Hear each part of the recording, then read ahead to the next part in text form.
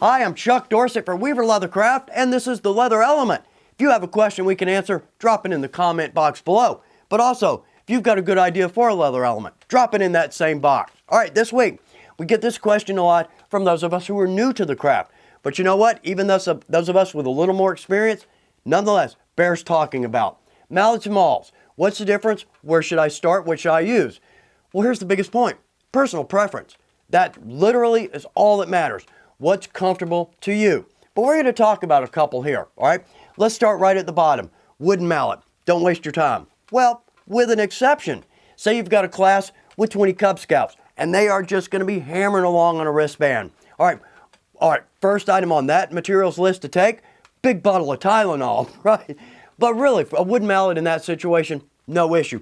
Inexpensive, going to work. But for us in our shop, it's not going to be durable. It's got no weight to it, all right? Let's step up to a poly. And I love these. In fact, perfect example. I bought these in the 90s, still using them. I cannot tell you how many rivets these have set. But it's durable, inexpensive. Now, the smaller end, the 9-ounce. This is a good size, not a lot of weight, but it's going to work for me. Set rivets, stamping, and tooling. When we bump up to the 14 and 19-ounce, the head size itself increases, and it starts to get a little too big, in my opinion. All right? Next step up, rawhide.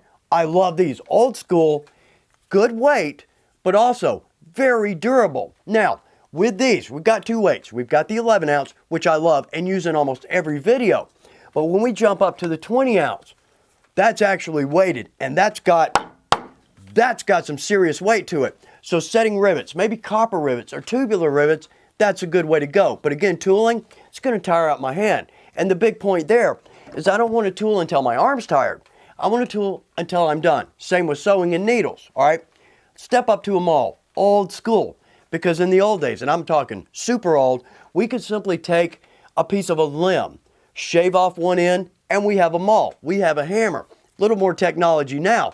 And these are gorgeous. These are Barry King, and I love them. All right, on the lower end, weight-wise, 16-ounce. It's a little too light for me. If you're doing some very delicate tooling, that's just the right tool. But when we jump up to the 24-ounce, now I've got some good weight. So I can cup the head in my hand, and I can move along. Again, though, we've got a bit of a problem there with our weight because I don't want to stop tooling because I'm tired. I want to tool until I'm done.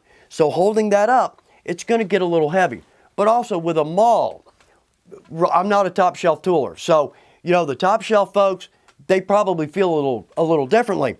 But when I'm moving along, my concentration is on my stamp or my design and not my maul or my striking area.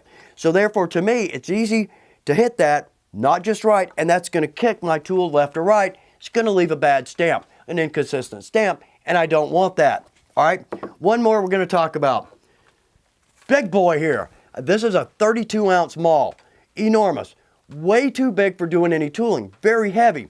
But I use this for my oblongs, my big oblongs, round ends, and English points. One good strike goes right through. So therefore, in that situation, that's going to work nicely for me. So I hope this is good information. Hope it kind of sends you in the right direction for the mallet or maul that works best for you. Thanks for taking time to watch The Leather Element. Good luck with your projects.